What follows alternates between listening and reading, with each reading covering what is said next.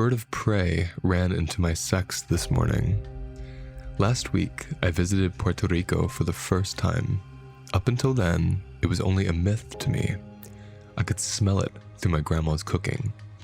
I could feel it when I hugged my abuelo, and I saw its landscapes in his silhouette as I watched him die recently.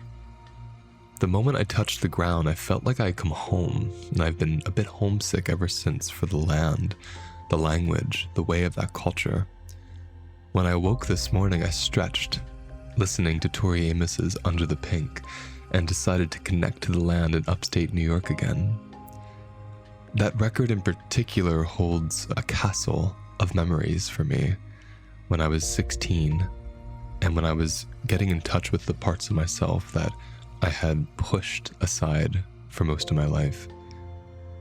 I walked my favorite trail in the forest, and I noticed I was attuning to a song of hers in my mind. It's called Weatherman. I noticed how I was missing the land's song for this mind song. The rushing creek, the songbirds, the shriek of the hawks, and the smell of the musty forest floor was moving past me like a conveyor belt. I could see it, I could hear it, but I wasn't quite feeling it. Wasn't quite touching it or experiencing it. I paused and breathed and shifted from my mind to the song of the land, and I was gifted an immense sensation.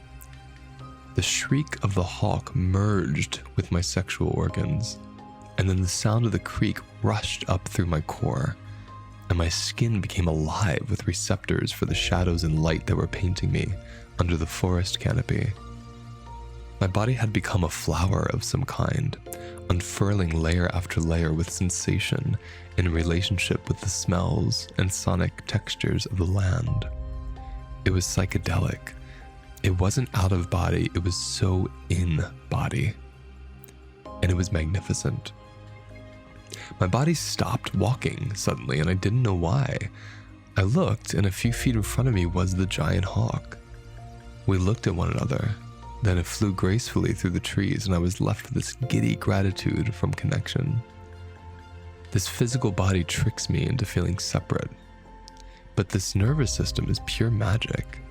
It can stretch through walls, through tree roots, and even through time.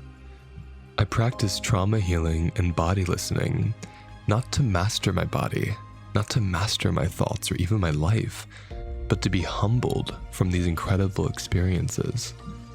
To be humbled by allowing life to merge with me,